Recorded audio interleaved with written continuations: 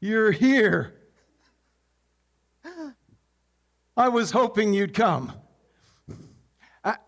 I've been pondering a question, and I wonder what you'll think of it.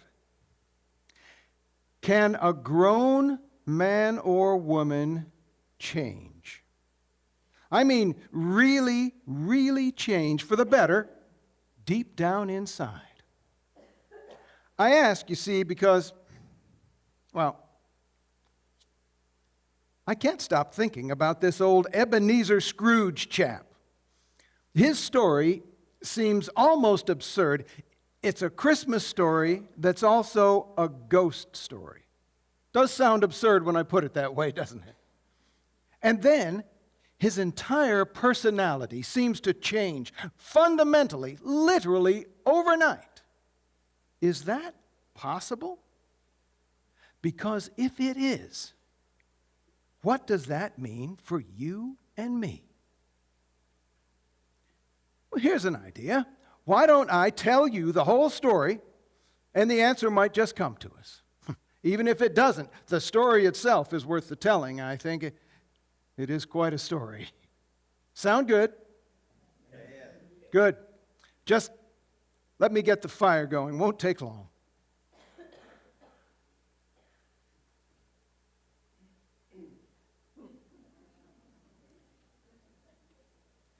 Now, where to begin? Oh, yes. Marley. Marley was dead to begin with. There is no doubt whatever about that. The register of his burial was signed by the clergyman, the undertaker, the clerk, and the chief mourner. Scrooge signed it. And Scrooge's name was good change for anything he chose to put his hand to. Old Marley was as dead as a doornail. Mind, I don't mean to say that I know of my own personal knowledge what there is particularly dead about a doornail. I might have been inclined to regard a coffin nail as the deadest piece of ironmongery in the trade. But we'll set that aside for now. Did Scrooge know he was dead? Of course he did. How could it be otherwise? Scrooge and he had been partners for I don't know how many years. Scrooge was his sole executor, his sole legatee, his sole friend, and his sole mourner. And even Scrooge was not so dreadfully cut up by the sad event, but that he was an excellent man of business on the very day of the funeral and solemnized it with an undoubted bargain. If the Scrooge never painted out old Marley's name, there it stood years afterwards above the warehouse door, Scrooge and Marley. Sometimes people new to the business called Scrooge Scrooge, and sometimes Marley. It was all the same to him. Oh, but he was a tight-fisted, hand-at-the-grindstone Scrooge. A squeezing, wrenching, grasping, scraping, clutching, covetous, old sinner. Hard and sharp as flint, from which no steel had ever struck out generous fire. Secret and self-contained and solitary as an oyster. The cold within him froze his old features, nipped his nose, shriveled his cheeks, stiffened his gait, reddened his eyes, and spoke out shrewdly in his grating voice. External heat and cold had little influence on Scrooge. No warmth could warm, no wintry weather chill him. No wind that blew was bitterer than he. Nobody ever stopped him on the street to say, "My dear Scrooge, how are you? When will you come to see me?" No beggars implored him to bestow a trifle. No children asked him what it was o'clock. No man or woman ever inquired the way to such and such a place of Scrooge. But what did Scrooge care? It was the very thing he liked, to edge his way along the crowded paths of life, warning all human sympathy to keep its distance. That was Scrooge all over. Well,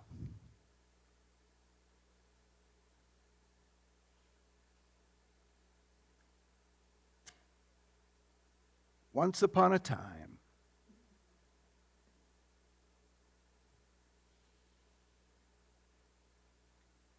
of all the good days in the year, on Christmas Eve, old Scrooge sat busy in his counting house.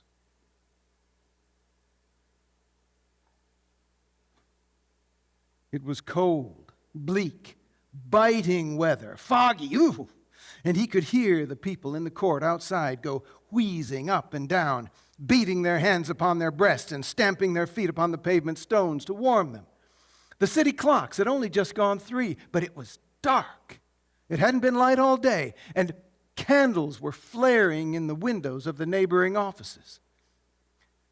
The fog came pouring in through every chink and keyhole and was so dense without that, although the court was of the narrowest, the houses opposite were mere phantoms.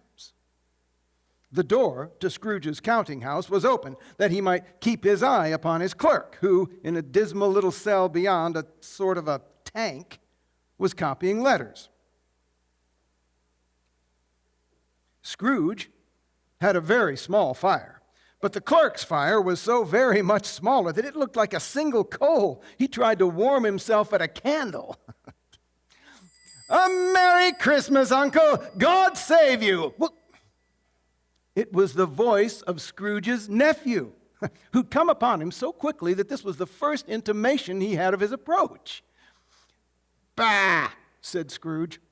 "Humbug!" This nephew of Scrooge's was all in a glow. His face was ruddy and handsome. His eyes sparkled and his breath steamed. "Christmas a humbug, Uncle? You don't mean that, I'm sure." "I do. What right have you to be merry? You're poor enough." "Come then. What right have you to be dismal and morose? You're rich enough." "Humbug." "Don't be cross, Uncle."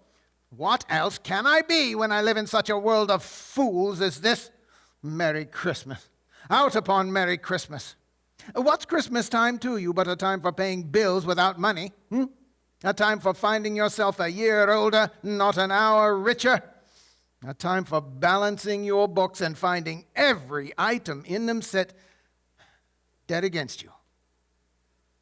If I could work my will, every idiot who goes about with Merry Christmas upon his lips should be boiled in his own pudding and buried with a stake of holly through his heart. He should. Uncle, nephew, keep Christmas in your own way and let me keep it in mine." "Keep it? But you don't keep it." "Let me leave it alone then. Much good may it do you. Much good it ever has done you." "There are a great many things from which I might have derived good, by which I have not profited, I dare say. Christmas among the rest. I've often thought of Christmas time when it has come round as a good time, a kind, forgiving, charitable, pleasant time. The only time I know of when men and women seem to open their shut-up hearts freely and treat those below them as if they really were fellow passengers and not some other race of creatures bound on other journeys.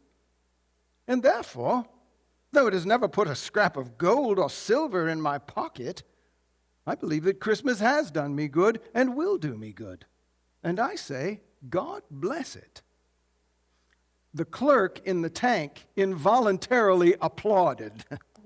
Becoming immediately sensible of the impropriety, he poked the fire and extinguished the last frail spark forever.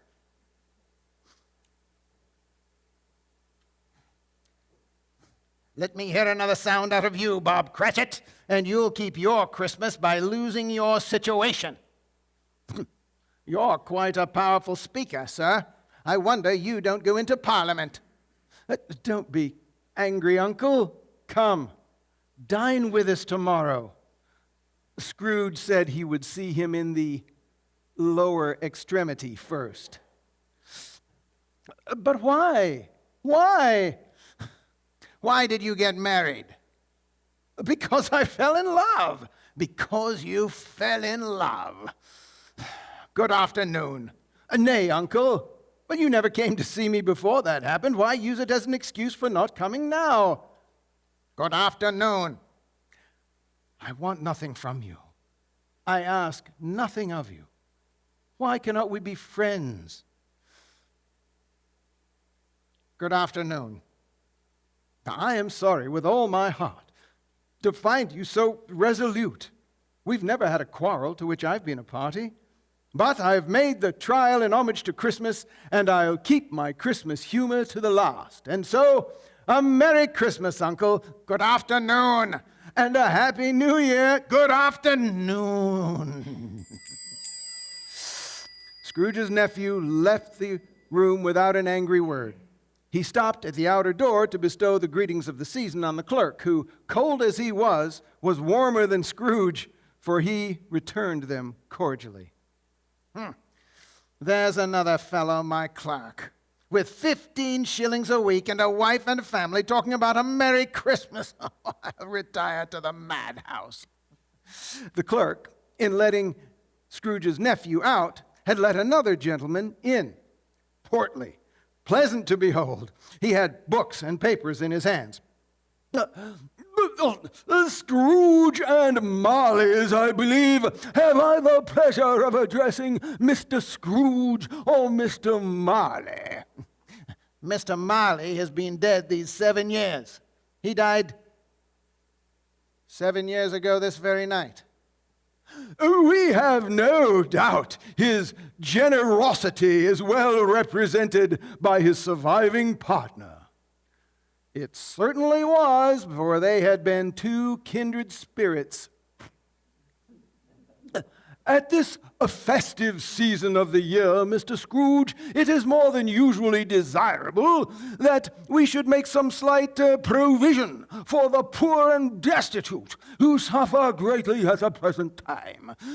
Many thousands are in want of common necessaries. Hundreds of thousands are in want of common comforts, sir. Are there no prisons? Plenty of prisons. And the union workhouses, are they still in operation? They are still. I wish I could say they were not. The treadmill and the Prioleau, then, both very busy, then? Both very busy, sir.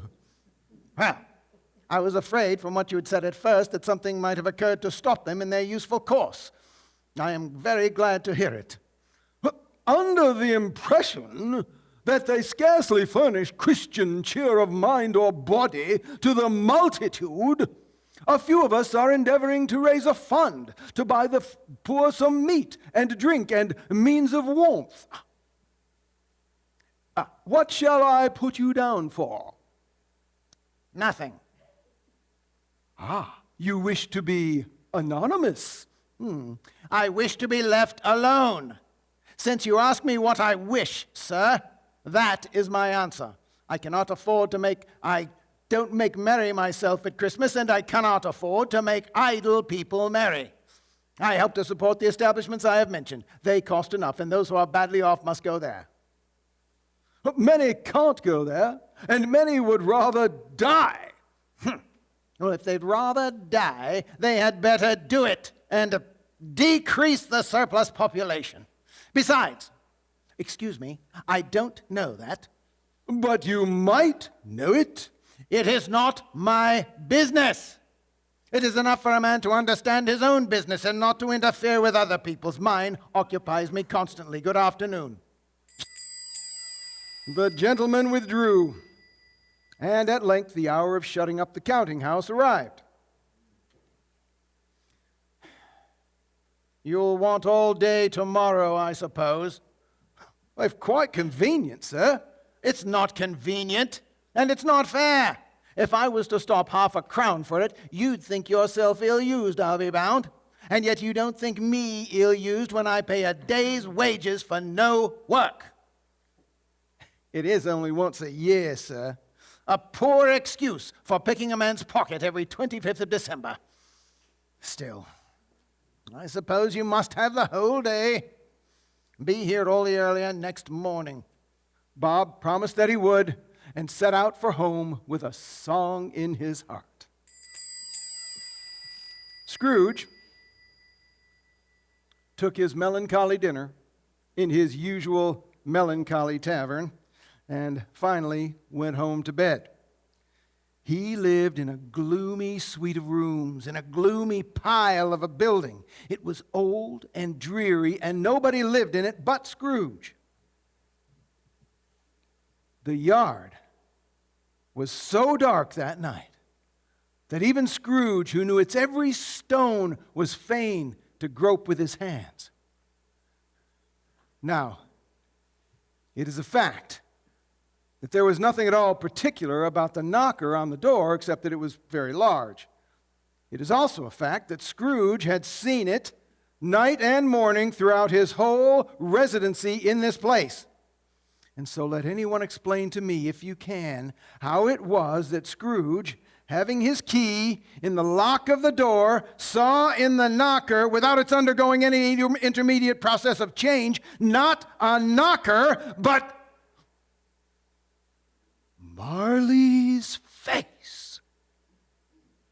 Marley's face. It had a dismal light about it. It was not angry or ferocious, but looked at Scrooge just as Marley had used to look, with ghostly spectacles turned up on its ghostly forehead. And though the eyes were wide open, they were perfectly motionless. It was horrible. But as Scrooge looked fixedly at it was a knocker again. Well, of course, this created a terrible sensation within Scrooge.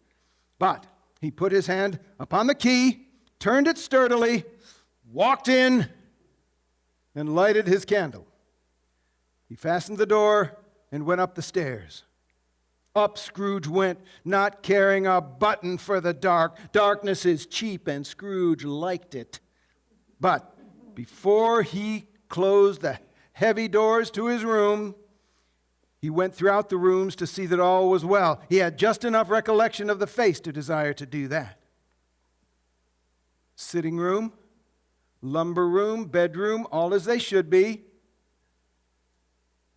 Nobody under the sofa, nobody under the table, small fire in the grate, old fire guard, old shoes, two baskets, one washing stand, and a poker. Quite satisfied, he locked himself in, double locked himself in, which was not his custom. He took off his cravat, put on his dressing gown, his slippers, and his nightcap, and sat down before the fire to take his gruel. Yuck. His glance happened to rest upon a bell. The bell began to swing so slowly in the outset that it scarcely made a sound. But soon it rang out loudly, and so did every bell in the house. Then a clanking noise deep down below, as if some person were dragging a heavy chain. Scrooge then remembered that ghosts in haunted houses were described as dragging chains. The cellar door flew open with a booming sound, and then he heard the noise much louder now. On the stairs, on the floors below, on the stairs, and then coming straight towards his door. It's humbug still. I won't believe it. His color changed, though, when without a pause, it came on through the heavy door and passed into his room before his eyes. The dying flame leapt up as if to cry, "I know him! Marley's ghost!"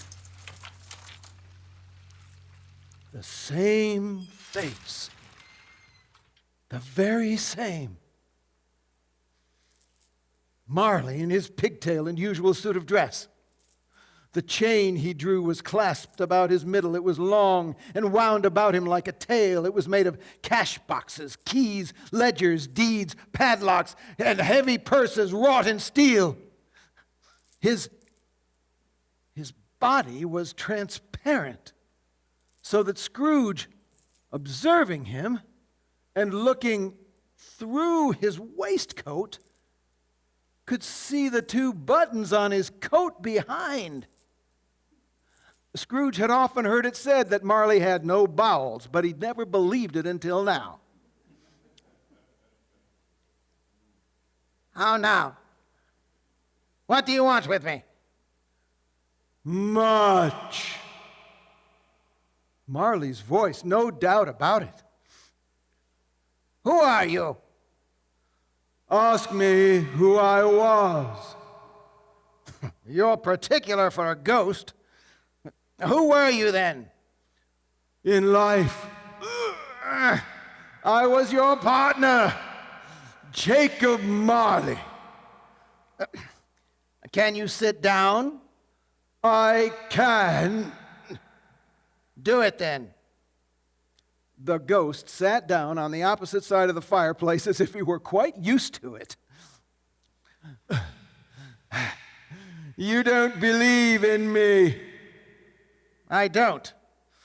"What evidence would you have of my reality beyond that of your own senses?" "I don't know." "Why do you doubt your senses?" "Because a little thing affects them. A slight disorder of the stomach makes them cheats. You may be an undigested bit of beef, a blot of mustard, a crumb of cheese, a fragment of an underdone potato. Oh, no, there's more of gravy than of grave about you, whatever you are. Humbug, I tell you, humbug."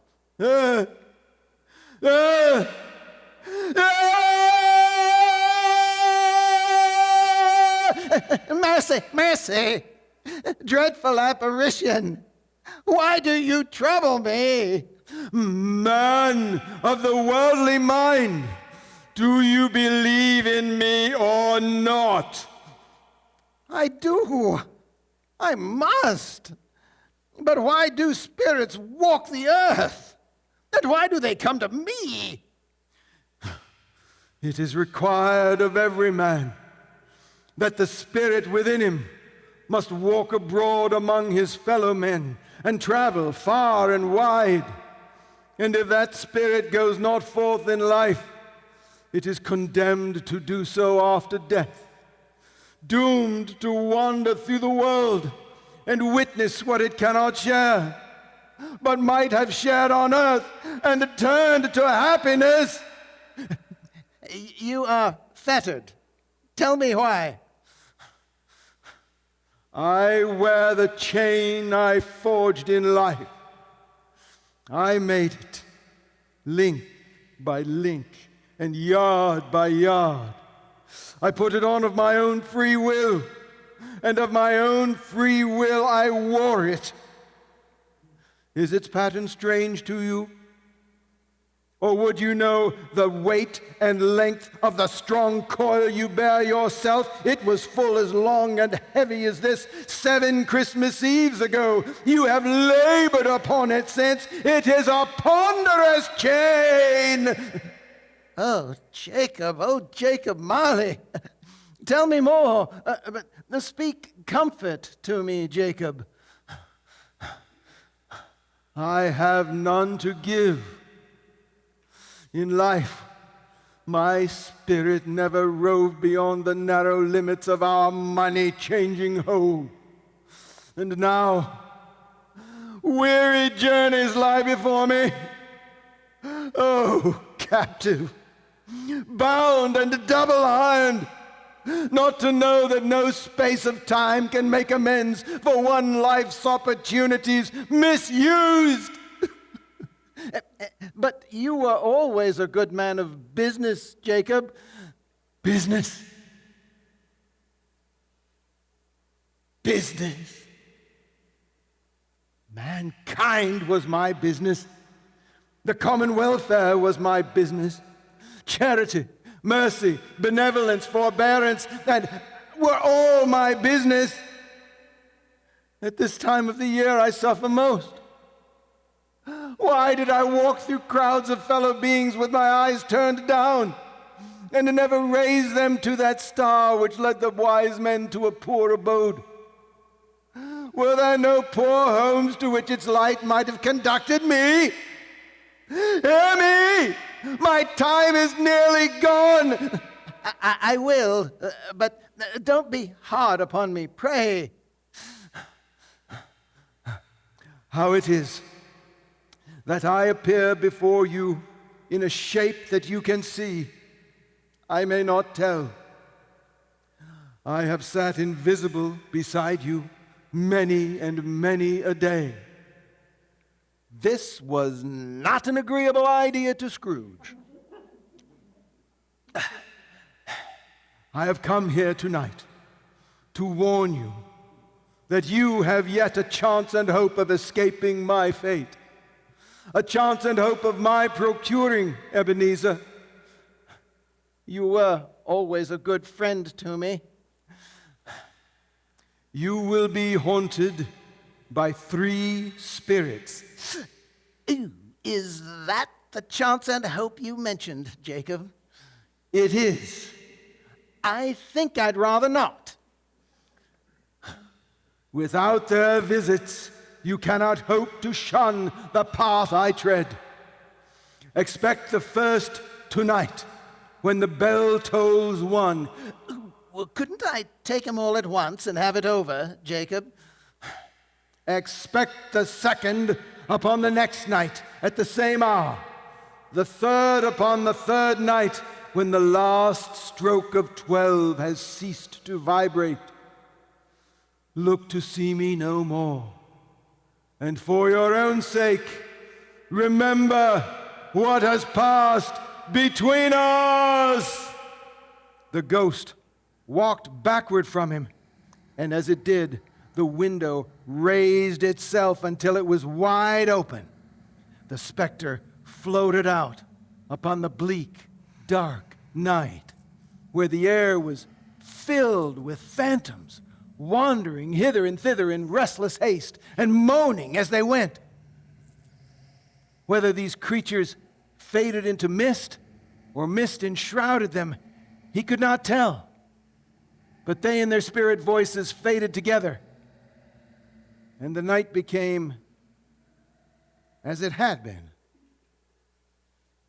Scrooge shut the window and examined the door by which the ghost had entered. It was double locked. The bolts were undisturbed. Humbug. And from the emotions he had undergone, or the fatigues of the day, or his glimpse of the invisible world, or the dull conversation of the ghost, or the lateness of the hour, Scrooge, being much in need of repose, went straight to bed without undressing, and fell asleep upon the instant.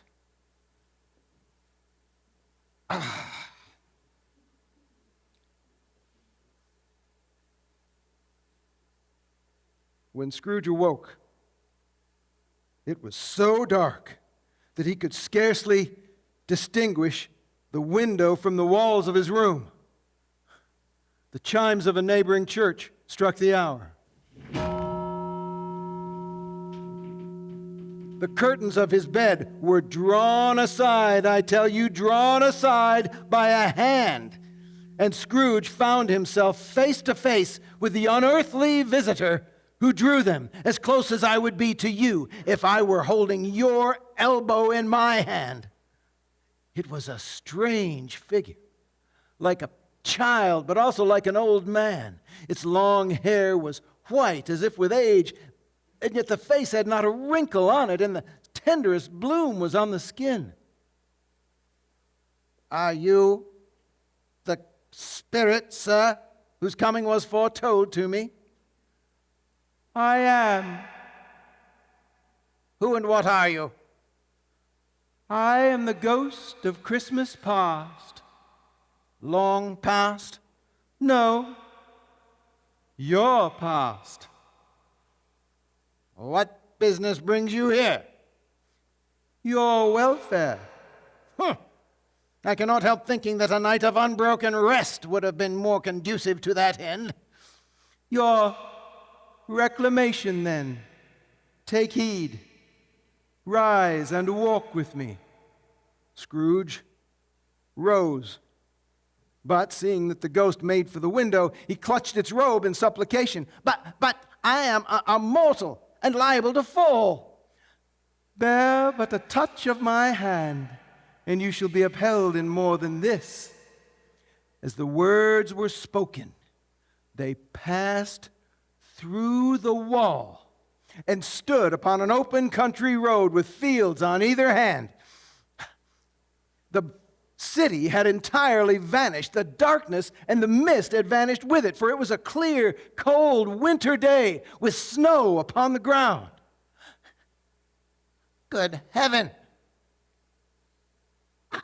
I was bred in this place. I was a boy here. He was conscious of 1,000 odors floating in the air, each one connected with 1,000 thoughts and hopes and joys and cares long, long forgotten. You remember the way? I could walk it blindfold. Strange to have forgotten it for so many years. Let us go on.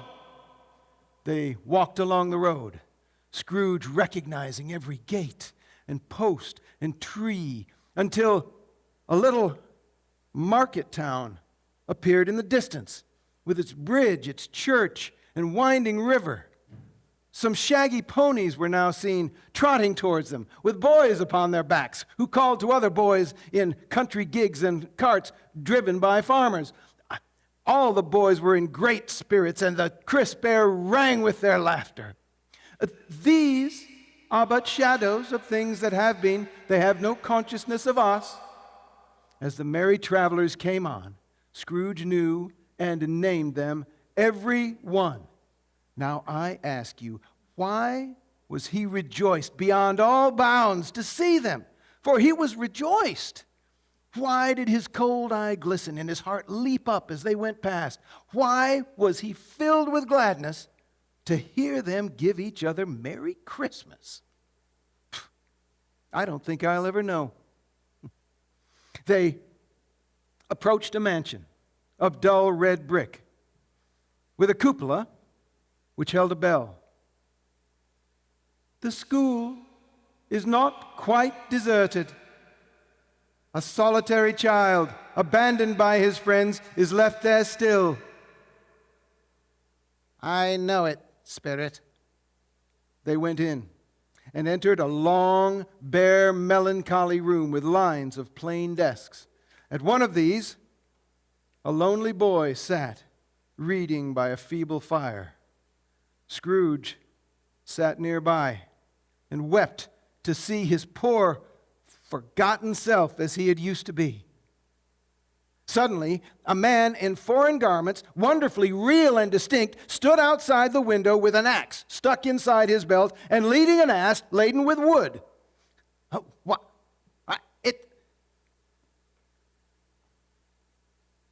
Why, it's Ali Baba. It's dear old honest Ali Baba. Yes, I know. One Christmas time when this solitary child was left here all alone, he did come for the first time, just like that. Poor boy. And there's the Sultan's groom, turned upside down by the genie. There he is upon his head.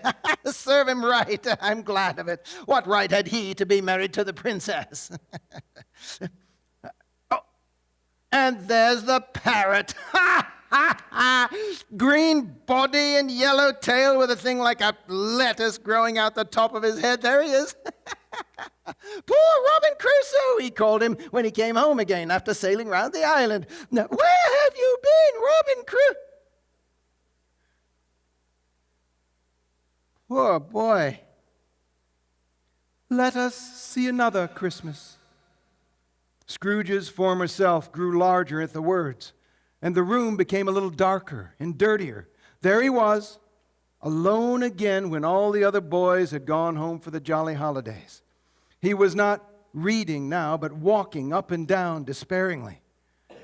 Suddenly, a little girl, much younger than the boy, came darting in and throwing her arms about his neck and kissing him, addressed him as her dear brother. I've come to bring you home, dear brother, to bring you home, home, home. Home, little Fan? Yes, home for good and all, home forever and ever. Father's so much kinder than he used to be that home's like heaven. He spoke so gently to me one kind night as I was going to bed that I was not afraid to ask him once more if you might come home. And he said, yes, you should. And he sent me in a coach to bring you. And you are to be a man and are never to come back here. But first we are to be together all the Christmas long and have the merriest time in all the world. You are quite a woman, little Fan. Always a delicate creature, whom a breath might have withered. But she had a large heart. So she had. You are right, Spirit. I will not gainsay it, God forbid. She died a woman and had, as I think, children. One child. True, your nephew. Yes.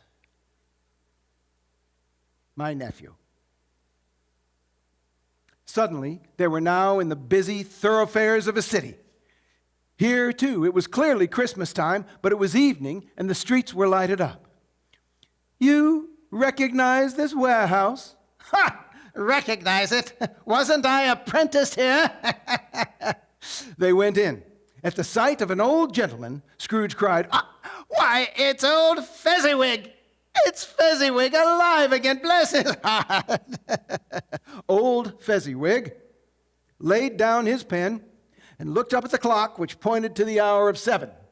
He rubbed his hands, adjusted his capacious waistcoat, laughed all over himself, and called out in a comfortable, oily, rich, fat, jovial voice, Yo-ho, my boys! Ebenezer! Dick! Scrooge's younger self, now a grown young man, came briskly in, accompanied by his fellow apprentice. Yo-ho, my lads! No more work tonight. It's Christmas Eve, Dick. Christmas, Ebenezer. Let's have the shutters up before a man can say, Jack Robinson! You wouldn't believe how those two fellows went at it. They charged out into the street with the shutters, had them up in their places, barred them and pinned them, and came back panting like racehorses before you could count to 12. Hilly-ho, my lads! Let's clear away and let's have lots of room here. Hilly-ho, Dick! Cheer up, Ebenezer! Ha ha! Clear away? There's nothing they wouldn't have cleared away. With old Fezziwig looking on, it was done in a minute. Every movable object was packed off. The floors were swept, the lamps were trimmed, fuel was heaped upon the fire, and the warehouse was as snug and as warm and as bright a ballroom as you could hope to see upon a Christmas night. In came a fiddler with a music book. In came Mrs. Fezziwig, one vast, substantial smile. In came the 3 Miss Fezziwigs and the 6 young followers whose hearts they broke. In came all the young men and women employed in the business, and the housemaid, and the housemaid's cousin, and the cook, and the milkman. In came so many, some shyly, some boldly, some gracefully, some awkwardly. In they all came anyhow and everyhow. Oh, what a party!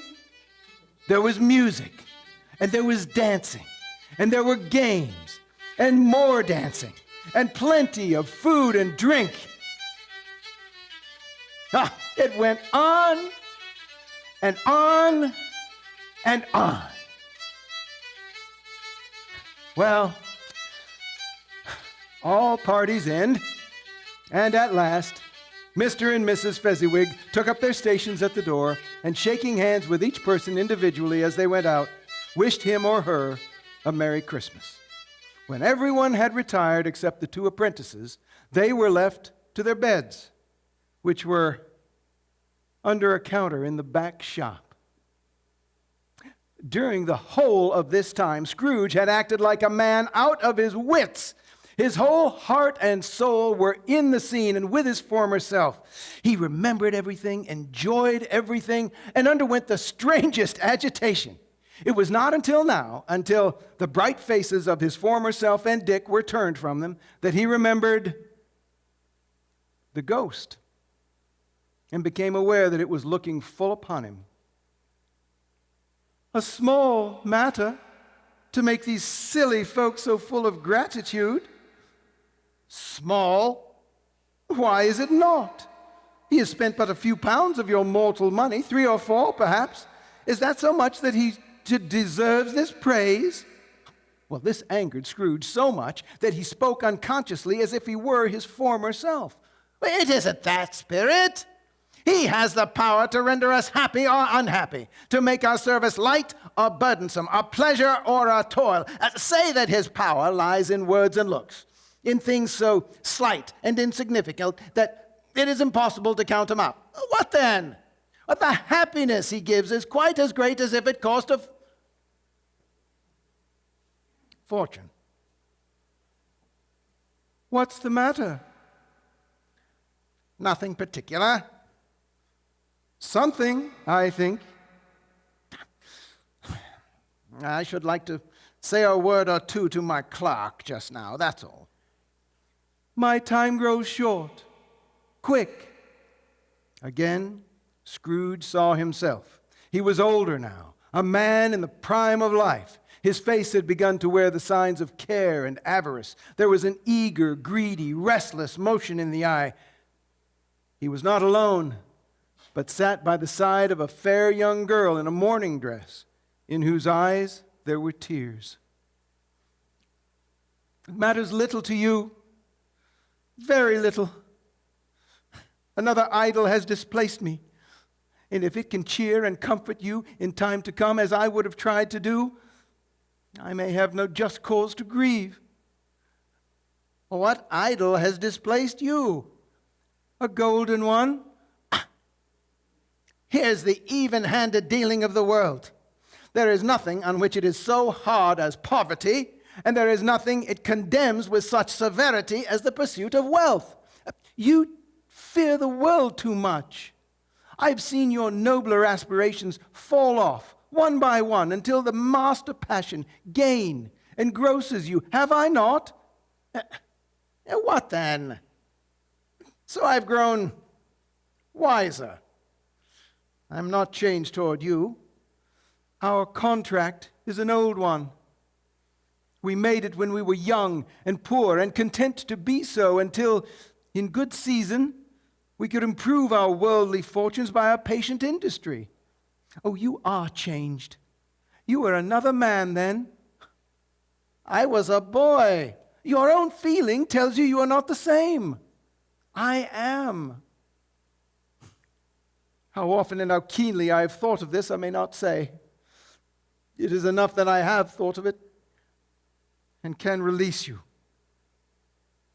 This is a hard truth, painful and irresistible. I release you for the love of him you once were. And she left him. Spirit, show me no more. Conduct me home. Why do you delight to torture me? One shadow more. They were in another scene and place, a home, a room, not very large or handsome, but comfortable. Near to the winter fire sat a fair young girl in a mourning dress, a fair young girl of about 14. So much like that last girl that Scrooge thought it was the same, until he saw the original, now a comely matron seated comfortably with her husband and their daughter at the family fireside. And now Scrooge looked on more attentively than ever as the girl chatted with her parents. And when he thought that perhaps another girl, another daughter, just as graceful and full of hope as this, might have called him father and been a springtime in the haggard winter of his life, his sight grew very dim indeed.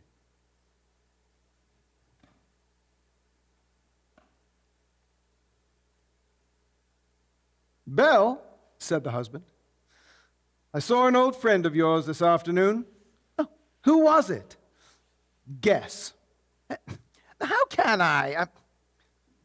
Tut, don't I know? "Mr. Scrooge?" "Mr. Scrooge it was. I passed his office window, and as it was open and had a candle burning inside, I could scarcely avoid seeing him.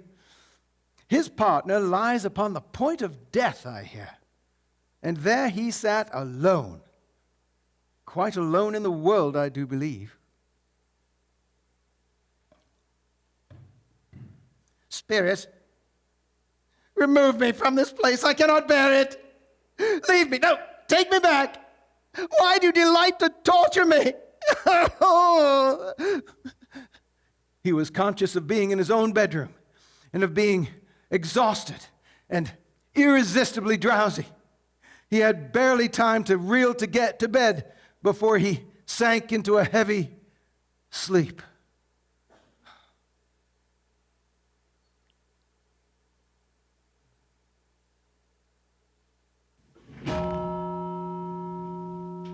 When the bell tolled 1, Scrooge was ready for a good broad array of strange appearances.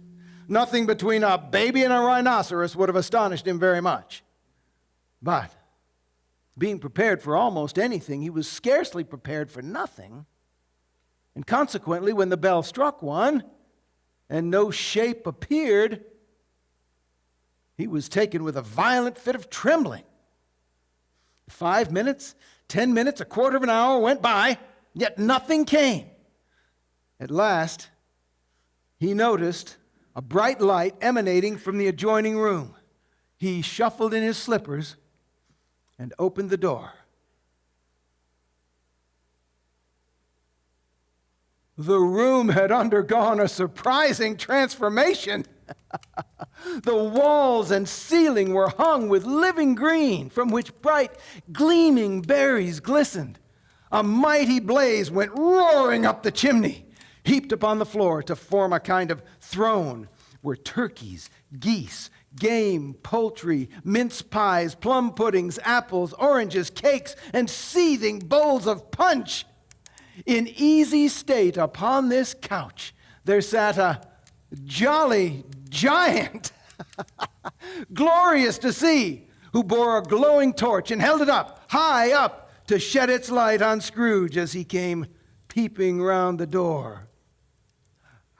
"Come in and know me better, man." Scrooge entered timidly. He was not the dogged Scrooge he had been, and although the spirit's eyes were clear and kind, he did not want to meet them. "I am the ghost of Christmas present. Look upon me." Scrooge did so reverently. It was clothed in one simple, deep green robe bordered with white fur, which hung so loosely on the figure that its capacious breast was bare, as if disdaining to be concealed by any artifice. Its feet were also bare, and on its head was a holly wreath, set here and there with shining icicles. Its dark brown curls were long and free as its genial face, its sparkling eye, its open hand, its cheery voice, its unconstrained demeanor, and its joyful air.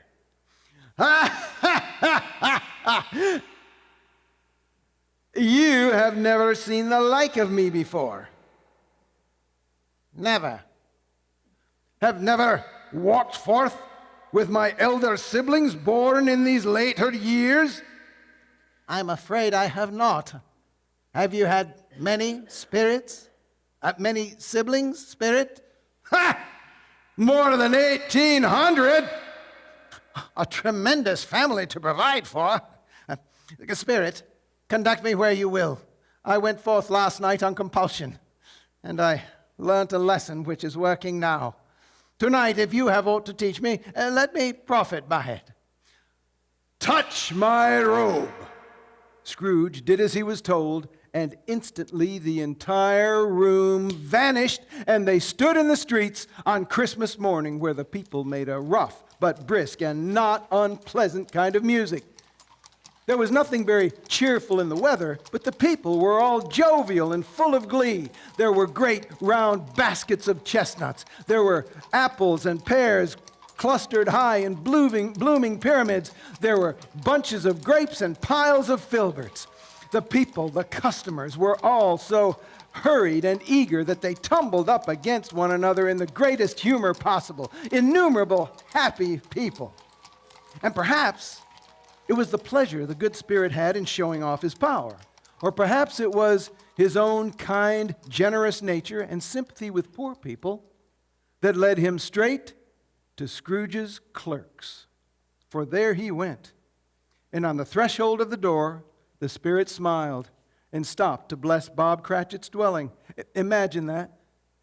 Scrooge gave Bob but 15 bob a week. And yet the ghost of Christmas present blessed his humble home. Then up rose Mrs. Cratchit, dressed out but poorly in a twice-turned gown, but brave in ribbons, which are cheap and make a goodly show for sixpence. And she laid the cloth, assisted by two of her children, Belinda and Peter. Just then, two smaller Cratchits, boy and girl, came tearing in, screaming and dancing about the table. Why, whatever's got your precious father then, and your brother, Tiny Tim, and Martha weren't this late last Christmas Day by half an hour. Here's Martha, mother, called a girl, appearing as she spoke. Ah, here's Martha, mother! Hurrah! There's such a goose, Martha! Why, bless your heart alive, my dear, how late you are. Well, never mind, so long as you are come. Here, sit ye down by the fire, my dear, and have a warm. Lord bless you. No! Here's father coming. Hide, Martha, hide! So Martha hid herself, and in came little Bob, the father, with his threadbare clothes darned up and brushed to look seasonable, and Tiny Tim upon his shoulder. Alas for Tiny Tim, he bore a little crutch. Why, where's our Martha? Not coming. Not coming? Not coming upon Christmas Day? Well, Martha did not like to see him disappointed if it were only a joke, so she emerged prematurely from behind the closet door and ran into his arms while the younger Cratchits snatched Tiny Tim off into the kitchen. And how did Tiny Tim behave? Asked Mrs. Cratchit when Bob had hugged his daughter to his heart's content. As good as gold, and better.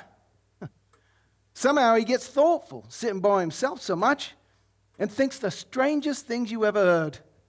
He told me, coming home, that he hoped the people saw him in the church because he was a cripple. And it might be pleasant for them to remember upon Christmas Day who it was made lame beggars walk and blind men see. He's growing strong and hearty, our Tim. Just then, the children burst in with the goose. Ha! You might have thought a goose the rarest of all birds, a feathered phenomenon. And in truth, it was quite rare in that house.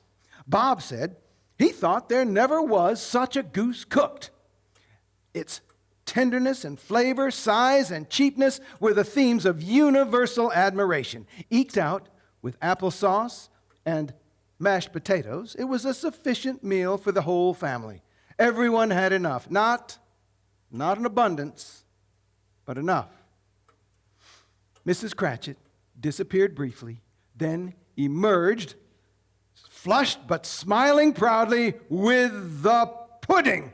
Ha! Like a speckled cannonball, so hard and firm, blazing in ignited brandy and bedight with Christmas holly stuck into the top. Oh, a wonderful pudding. Bob Cratchit said he considered it the greatest success achieved by Mrs. Cratchit since their marriage. Mrs. Cratchit said that now the weight was off her mind, she would confess to having had doubts as to the quantity of flour. Everyone had something to say about it, but nobody said or thought that it was at all a small pudding for a very large family. It would have been flat heresy to say so. At last, the dinner was all done. The Cratchit family gathered round the hearth, and Bob poured hot stuff from the jug. A Merry Christmas to us all, my dears. God bless us. Which all the family repeated heartily. Then Tiny Tim. God bless us, everyone. Bob held Tim's withered little hand in his. Oh, he loved the child and dreaded that it might be taken from him. Scrooge felt an interest he'd never felt before. Spirit, tell me if Tiny Tim will live. I see a vacant seat in the poor chimney corner and a crutch without an owner, carefully preserved. If these shadows remain unaltered by the future, the child will die. No, kind spirit, say he will be spared. If these shadows remain unaltered by the future, none other of my race will find him here. What then? If he be like to die, he had better do it and decrease the surplus population. Scrooge hung his head, overcome with penitence and grief. Man, if man you be in heart, forbear that wicked cant until you have learned what the surplus is and where it is.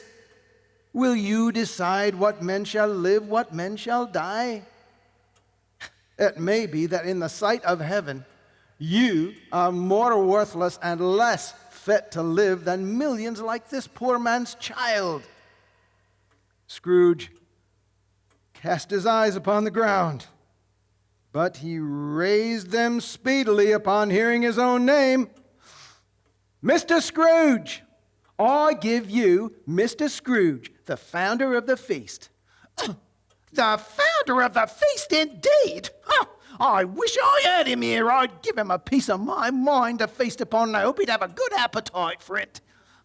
My dear, the children, Christmas Day. It should be Christmas Day, I am sure, on which one drinks the health of such an odious, stingy, odd, unfeeling man as Mr. Scrooge. You know he is, Robert. Nobody knows it better than you do, poor fellow.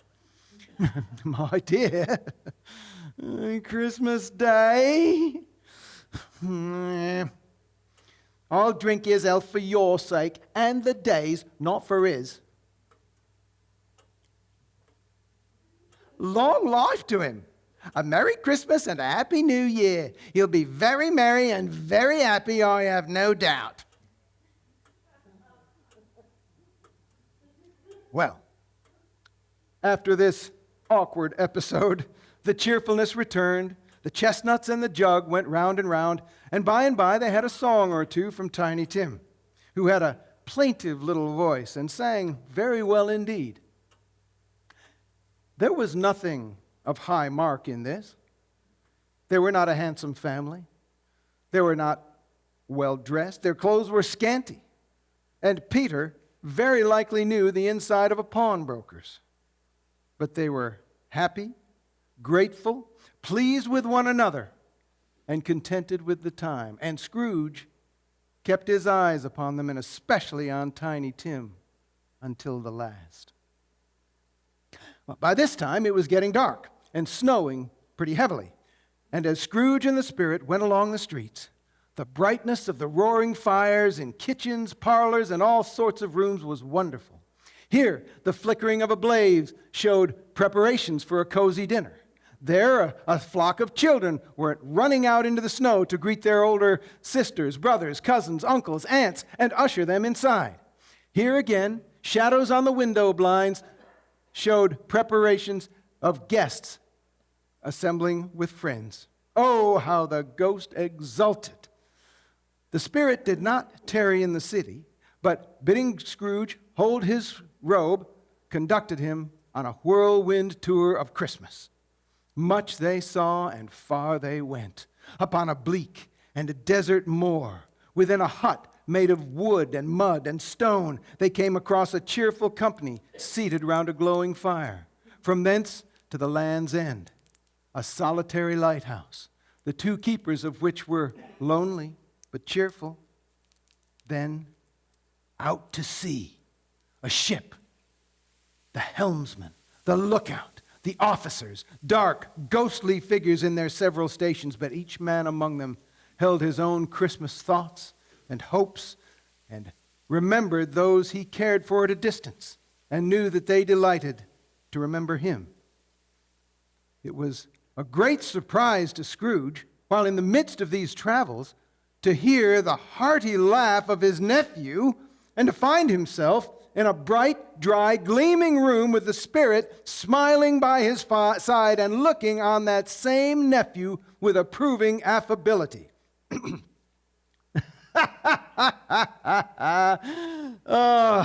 He said that Christmas was a humbug, as I live. He believed it, too. More shame for him, Fred, said his young wife indignantly. Oh, she was pretty, exceedingly pretty. Well, he's a comical old fellow, that's the truth, and not so pleasant as he might be. But his offenses carry their own punishment, and I have nothing to say against him. I'm sure he's very rich, Fred. At least you always tell me so. What of that, my dear? His wealth is of no use to him. He don't do any good with it. He don't make himself comfortable with it. He hasn't the satisfaction of thinking that he's ever going to benefit us with it. But I have no patience with him. Her sisters and all the other ladies present expressed the same opinion. Well, I have. I'm sorry for him. I couldn't be angry with him if I tried. Here he takes it into his head to dislike us and won't come and dine with us. What's the consequence? He loses some pleasant moments which would do him no harm. I mean to give him the same chance every year whether he likes it or not. And I think I shook him yesterday. After tea, they had some music, and then the games. There might have been 20 people there, young and old, but they all played, and so did Scrooge. For wholly forgetting, in the interest he had in what was going on, that his voice made no sound in their ears, he sometimes came out with his guess quite loud, and quite often guessed right, too, for the sharpest needle there was not sharper than Scrooge, blunt as he took it in his head to be. One of the games was called Yes and No, where Scrooge's nephew had to think of something, and the rest had to ask questions to find out what. The answers to the questions had to be either yes or no, as the case may be. It quickly emerged that Fred was thinking of an animal, rather a disagreeable animal, a savage animal, an animal that growled and grunted sometimes, and talked sometimes, and lived in London, and walked about the streets, and did not live in a menagerie, and was never killed in a market, and was not a horse or an ass or a bull or a cow or a tiger or a pig or a dog or a cat or a bear. At every fresh question that was put to him, this nephew burst into a fresh roar of laughter. At last, his wife's plump sister, falling into a similar state, cried out, "Oh, I found it out! I know what it is, Fred! I know what it is! It's your Uncle Scrooge!" which it certainly was. Admiration was the universal sentiment. Well, he's given us plenty of merriment, I am sure, and it would be ungrateful not to drink his health. And so I say,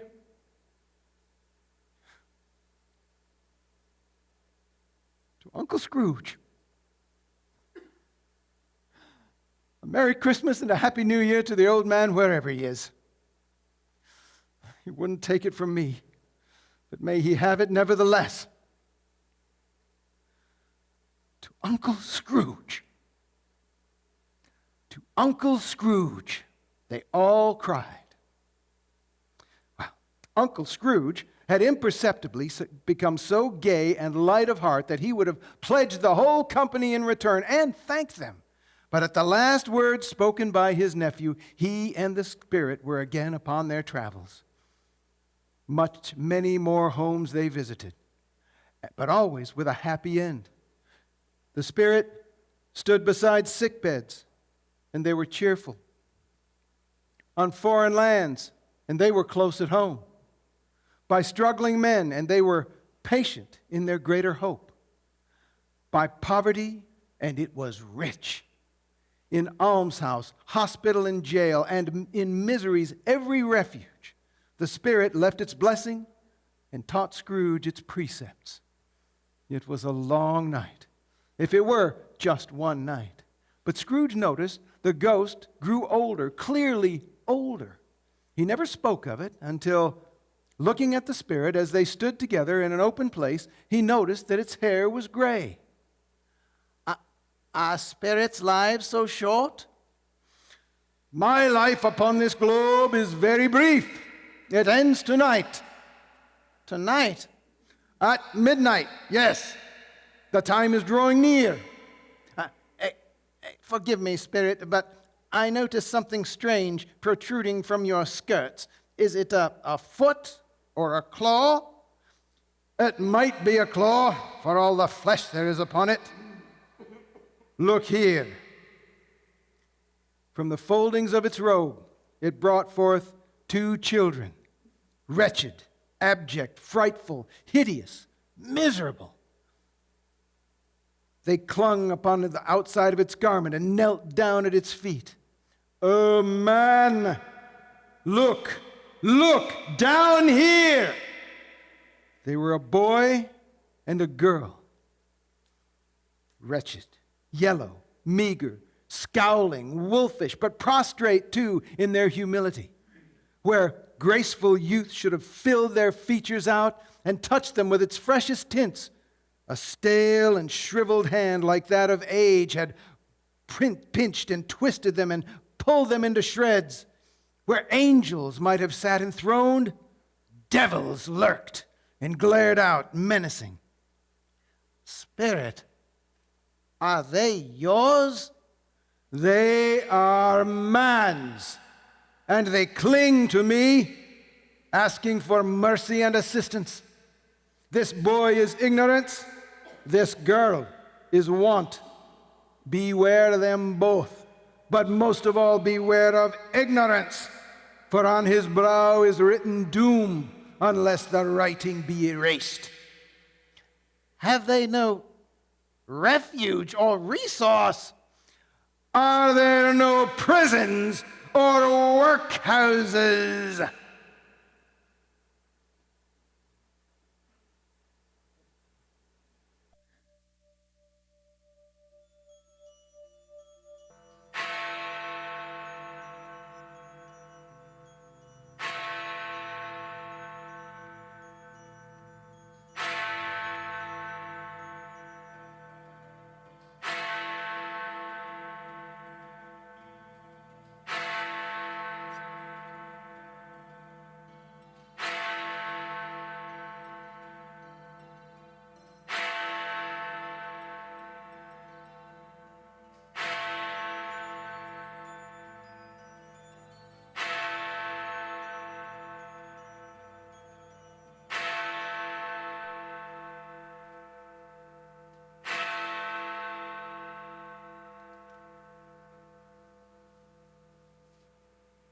Scrooge beheld a solemn phantom, draped and hooded, coming like a mist along the ground towards him.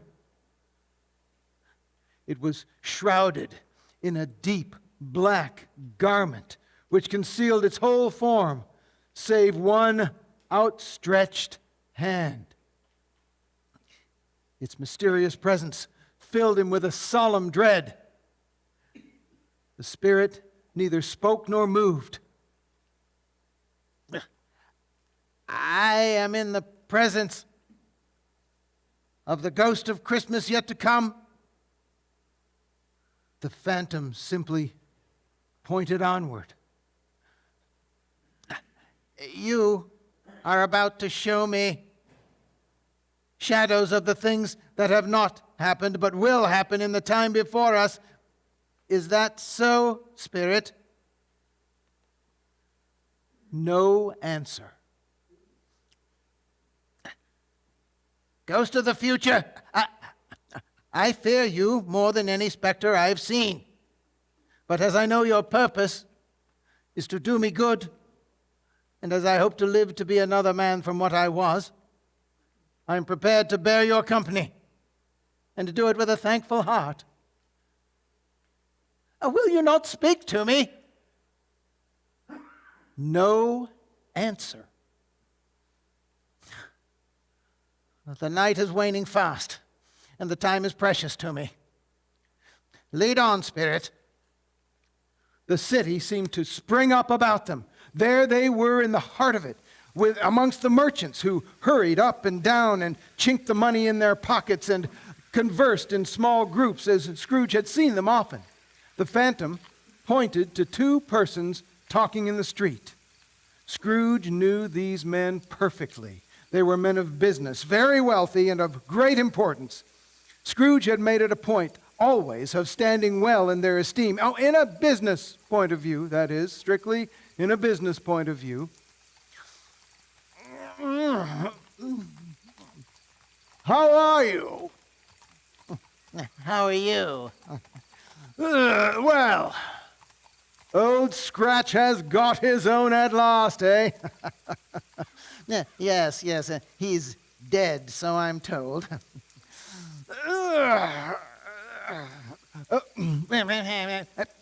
Cold, isn't it? Seasonable for Christmas time. You don't skate, I suppose? Oh, no. Too dangerous. Good morning. Not another word. That was their greeting, their conversation, and their parting. Scrooge was surprised that the spirit should attach importance to so trivial a conversation. But he felt certain that there must be some hidden meaning, some latent moral for his own improvement. So he resolved to treasure up every word he heard and everything he saw, and especially to pay attention to the shadow of himself when it appeared. For he had an expectation that the conduct of his future self would answer all his questions. He looked about the place for his own image, but although the clock pointed to the usual time of day for him being there, he could see no likeness of himself in the multitude. It gave him little surprise, however, for he had been revolving in his mind a change of life and thought that his future self might be elsewhere. They left that busy scene and went into a dingy part of town, wretched, slipshod, ugly. The whole quarter reeked with crime, with filth and misery. Far in this den of infamous resort, Scrooge and the Phantom came into the presence of a gray-haired rascal, just as two women laden with heavy bundles slunk into his shop. "Who's the wiser?" said the first woman. "And who's the worse for the loss of a few things like these? Not a dead man, I suppose." No, indeed, said the other woman. "If he had wanted to keep 'em after he was dead, a wicked old screw, why wasn't he natural in his lifetime, eh? If he had been, He'd had somebody to look after him when he was struck with death instead of lying, gasping out his last there, alone, by himself.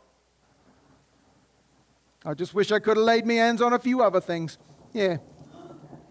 Open that bundle, Joe, and let me know the value of it. Speak out plain. I'm not afraid to be the first, nor afraid for her to see it. We knew pretty well that we were helping ourselves before we met here, I believe. Open the bundle, Joe. Old Joe examined and appraised the contents of the bundle. It didn't amount to much. Sheets and towels, some clothing, 2 old-fashioned silver teaspoons, a pair of sugar tongs. He chalked the sums he was disposed to give to each and gave the woman a few shillings. I always give too much to the ladies. It's a weakness of mine, and that's the way I ruin myself. That's your account. If you asked me for another penny and made it an open question, I'd repent of being so liberal and knock off half a crown. And now, open my bundle, Joe, said the other woman.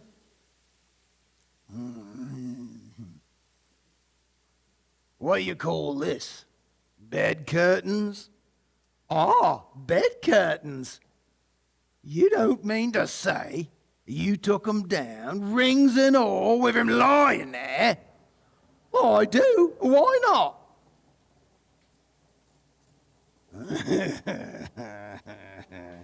You were born to make your fortune. I certainly shan't hold my hand when I can get something in it by holding it out, not for the sake of such a man as he was. Now, don't spill that oil on the blankets now, Joe. His blankets? Whose else's? He ain't likely to take go without 'em, I dare say. He didn't die of anything catching, eh? I ain't so fond of his company that I'd loiter about him if he did. Ah, now you may look through that shirt till your eyes ache, but you won't find a hole in it nor a threadbare place. It's the best he had, and a fine one too. They'd have wasted it if it hadn't been for me. What you call the wasting of it? Putting it on him to be buried in, to be sure. Somebody was fool enough to do it, but I took it off again. If calico ain't good enough for such a purpose, it ain't good enough for anything. It's quite as becoming to the body. He can't look any uglier than he did in that one. Scrooge listened to this dialogue in horror.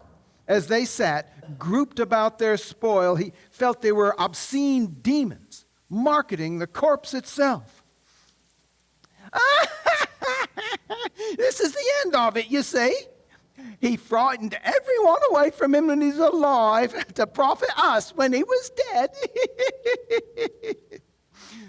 Scrooge said, Spirit, I see. I see. The case of this unhappy man might have been my own. My life tends that way now. But whoa. Merciful heaven, what is this? The scene had changed, and now he stood by a bed, a bare, uncurtained bed, on which beneath a ragged sheet there lay a something covered up. The body of a man, cold and still, plundered and bereft, unwatched, unwept. The house, dark and empty. A cat was tearing at the door, and there was a sound of gnawing rats beneath the hearthstone. What they wanted in the room of death and why they were so restless and disturbed, Scrooge did not dare to think. Spirit, this is a fearful place. Let us go. The ghost pointed a crooked finger at the bed. I understand you, Spirit, and I would draw back the sheet if I could. But I have not the power, Spirit. I have not the power. If there is any person who feels emotion caused by this man's death, show that person to me, Spirit, I beseech you. The phantom spread its robe, and they entered a home with a mother and her children. Her husband entered, stamping the snow from his shoes, his face careworn and depressed, though he was young. There was a strange expression in it now, a kind of serious delight of which he felt ashamed and which he struggled to repress. What news? Are we quite ruined? No. There is hope yet, Caroline. He is dead. Thank God. Oh, God forgive me, but thank God for it. When I tried to see him to obtain a week's delay, they told me he had died. Well, to whom will our debt be transferred? I don't know. But before that time, we shall be ready with the money. And even if we were not, it would be our bad fortune indeed if his successor were as merciless a creditor as him. We may sleep tonight with light hearts, Caroline.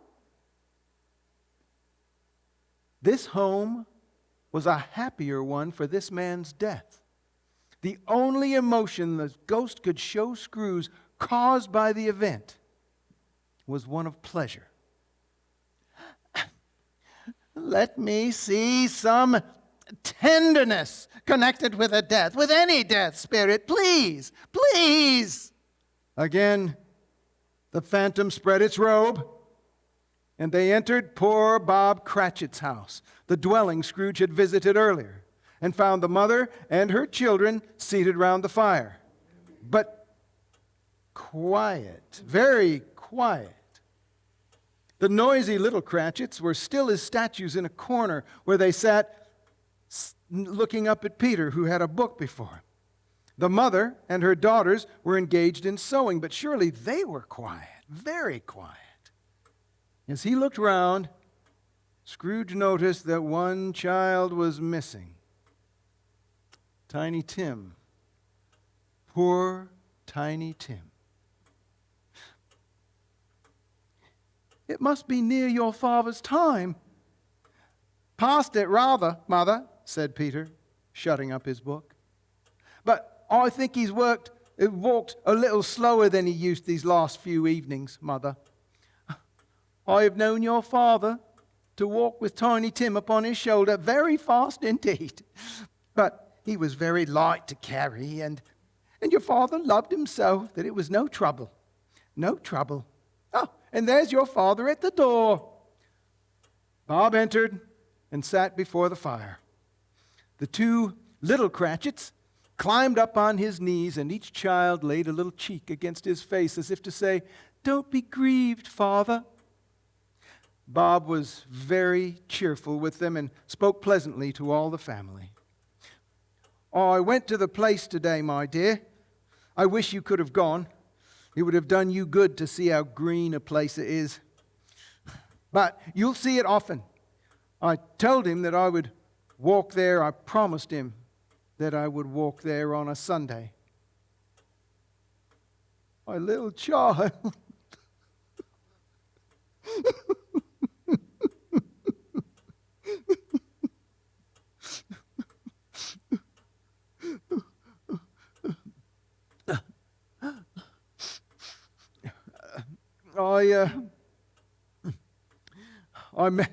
I met Mr. Scrooge's nephew in the street today, my dear, and seeing that I looked a little, just a little down, you know, he inquired what had occurred to distress me. Oh, he is the pleasantest spoken gentleman you ever heard, so I told him. "I'm heartily sorry for it, Mr. Cratchit," he said, and heartily sorry for your good wife. By the by, how he knew that, I'll never know. Knew what, my dear? Why, that you're a good wife. "Everybody knows that," said Peter. "Very well observed, my boy. I hope they do. Heartily sorry for your good wife, he said. If I can be of service to you in any way, he said, handing me his card, that's where I live. Pray come to me. Now, it wasn't for the sake of anything he might be able to do for us, so much as for his kind way, that this was quite delightful. It really seemed that he had known our Tiny Tim and felt with us. I'm sure he's a good soul. You would be sure of it, my dear, if you sat and talked with him. I shouldn't be at all surprised, mark what I say, if he were to get Peter a better situation. Get along with you, said Peter. It's just as likely as not, one of these days. Although there's plenty of time for that, my dear. But whenever and however we part from one another, I know that none of us will forget poor Tiny Tim or this first parting there was among us. Never, Father, cried the children. And I know, my dears, that when we recollect how patient and how mild he was, though he was a little child, we shall not quarrel easily among ourselves and forget poor Tiny Tim in doing it. I am very happy. Very happy. The entire family embraced and kissed one another. Spirit, something informs me that our parting moment is at hand. Tell me what man that was whom we saw lying dead. The ghost of Christmas yet to come conveyed him to an iron gate.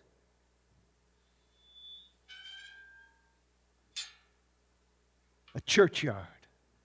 Here then the wretched man whose name he was now to learn lay beneath the ground.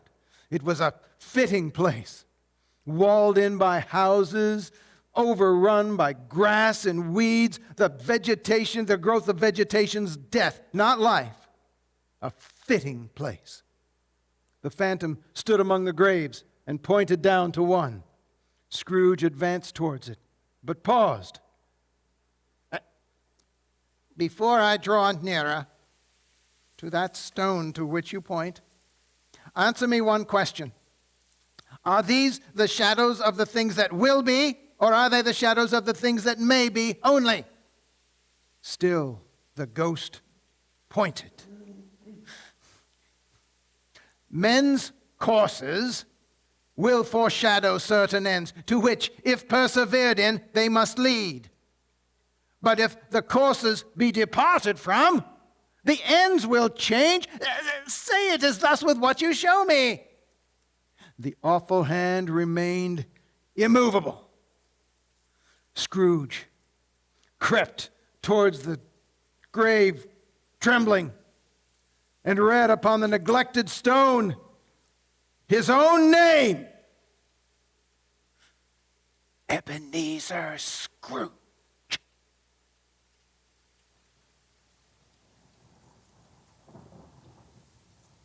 Am I that man who lay upon the bed? Spirit, hear me. I am not the man I was. I will not be the man I must have been, but for this intercourse. Why show me this if I'm past all hope? Good Spirit, assure me that I may yet change these shadows you have shown me by an altered life. I will honor Christmas in my heart and try to keep it all the year. I will live in the past, the present, and the future. The spirits of all three shall strive within me. I will not shut out the lessons that they teach. Tell me that I may sponge away the writing on this stone. Holding up his hands in a last prayer to have his fate reversed, Scrooge saw an alteration in the phantom's hood and dress. It shrunk, collapsed, and dwindled down into a bedpost. A bedpost. his own bedpost, his own bed, his own room. Best and happiest of all, his own time. Time before him to make amends in. I will live in the past, the present, and the future. The spirits of all three shall strive within me. Oh, Jacob Marley, heaven in the Christmas time be praised for this. I say it on my knees, oh Jacob. On my knees.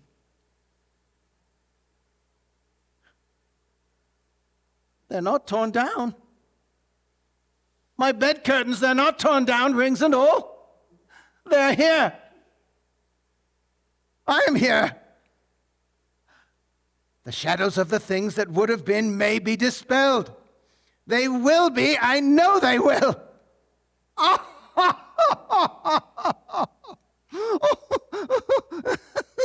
I don't know what to do. I'm as light as a feather. I'm as happy as an angel. I'm as merry as a schoolboy. I'm as giddy as a drunken man. A Merry Christmas to everybody. A Happy New Year to all the world.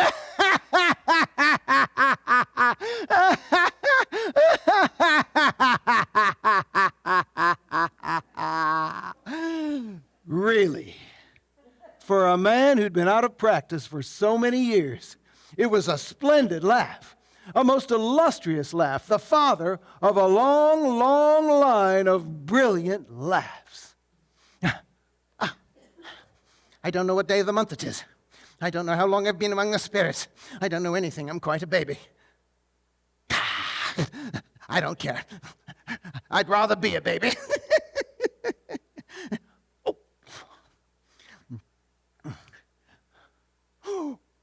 What a glorious morning!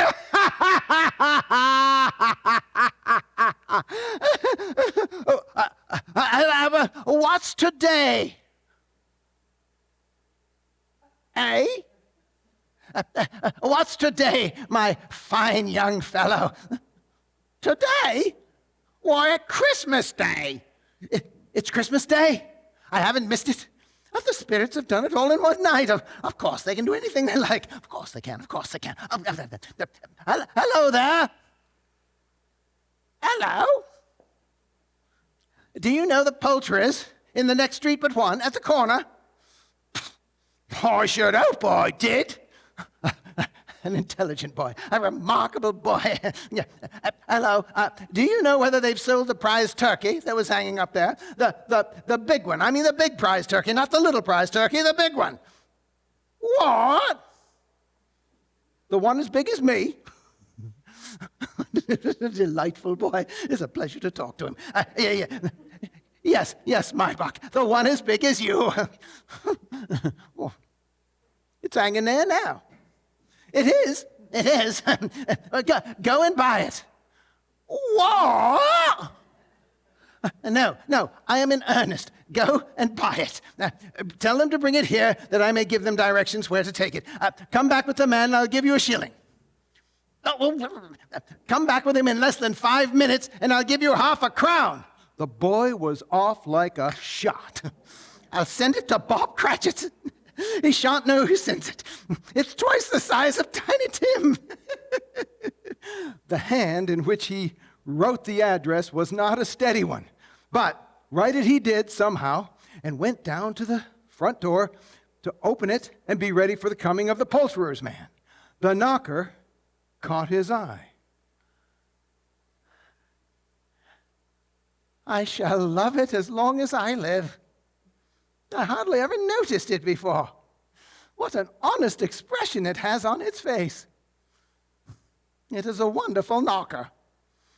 Oh, here's the turkey. Hello. Whoop.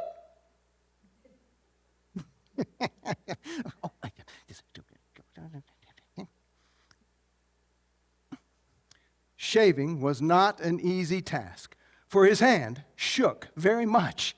And shaving requires attention, even if you don't dance while you're at it. He got dressed all in his best, and at last got out into the streets. The people were by this time pouring forth, as he had seen them, with the ghost of Christmas present. And Scrooge, walking with his hands behind him, regarded everyone with a delighted smile. He looked so irresistibly pleasant that 3 or 4 good-humored fellows said, "Good morning, sir. A Merry Christmas to you." He had not gone far when, coming on towards him, he beheld the portly gentleman who had entered his counting house the day before, the one who'd said, "A Scrooge and Marley's, I believe." It sent a pang across his heart to think how this old gentleman would regard him when they met.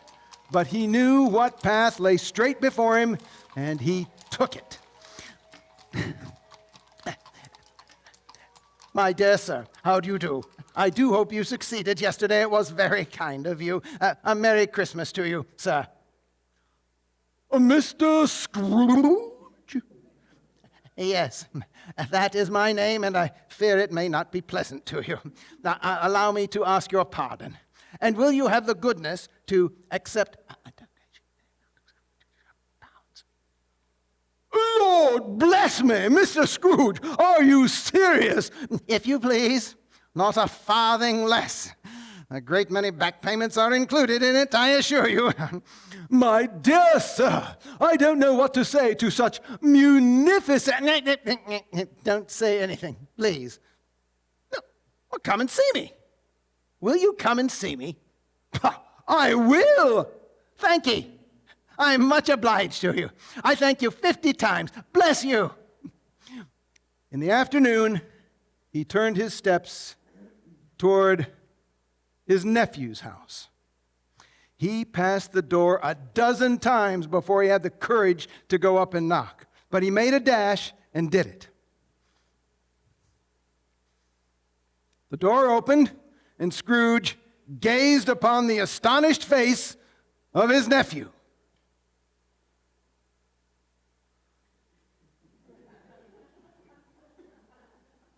Why, bless my soul. Who's that? It's I, your Uncle Scrooge. I've come to dinner. Will you let me in, Fred? Let him in? It's a mercy he didn't shake his arm off. He was at home in 5 minutes. Nothing could be heartier. Scrooge's niece by marriage looked just the same as did all the guests. Wonderful party, wonderful games, wonderful unanimity, wonderful happiness. Still, he was early at the office next morning. Oh, he was early. If only he could be there first and catch Bob Cratchit coming late. And he did it. Yes, he did. Bob was a full 18 minutes past his time. Scrooge sat with the door to the tank wide open so that he might see Bob come into the tank. Bob's hat was off before he opened the door. He was on his stool in a jiffy, driving away with his pen as if trying to overtake 9 o'clock. What do you mean by coming here at this hour of the day? I am very sorry, sir. I'm behind my time. Yes, you are. Step this way, sir, if you please. It's only once a year, sir. It shan't be repeated. I was making rather merry yesterday, sir. Now, I'll tell you what, my friend.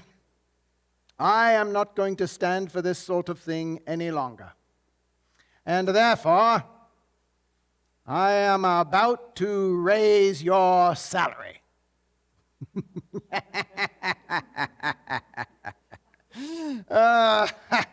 A Merry Christmas, Bob. A merrier Christmas, Bob, my good fellow, than I have given you in many a year. I will raise your salary, and I will attempt to assist your struggling family, and we will discuss your affairs this very afternoon over a cup of hot Christmas punch. Bob. make up the fires, and buy another coal scuttle before you dot another I. Bob Cratchit. Scrooge was better than his word. He did it all and infinitely more. And to Tiny Tim, who did not die, he was a second father. Scrooge became as good a friend, as good a master, and as good a man as the good old city knew, or any other good old city, town, or village in the good old world.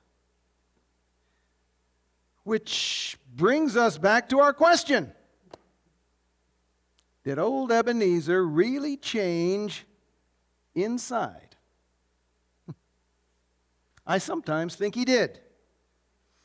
I like to think it happened when he saw the boys ride by on the ponies. That is how epiphanies usually come to us, isn't it? In little eureka moments that catch us by surprise. But then there are times when I don't think he changed at all. I think he had all that goodness and warmth and joy locked up inside him all along. He just had to get out of his own way, stop feeling sorry for himself, and start thinking about other people. Simple, really. But I wonder, what must it take to admit to yourself that you've been so wrong about so much for so many years? What must it take?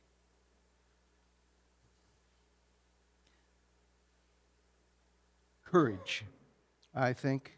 Courage. To face the terrible truth.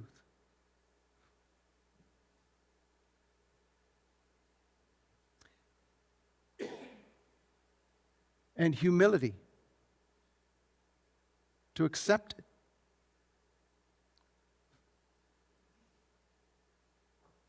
And grace to forgive yourself and move on. A rare combination indeed, eh? In any case, it was always said of Scrooge that he knew how to keep Christmas well, if any man alive possessed the knowledge. May that truly be said of us, and all of us. May we possess the courage, humility, and grace of Ebenezer Scrooge. And, as Tiny Tim observed, let's all say it together, shall we? God bless us, everyone. Merry Christmas.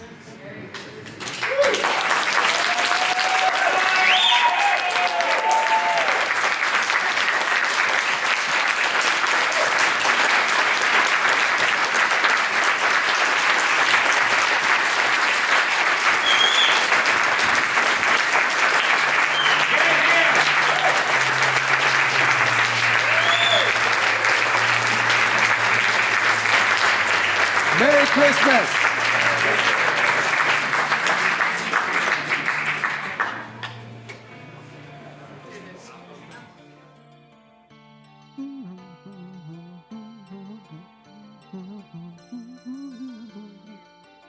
Merry Christmas, Marie.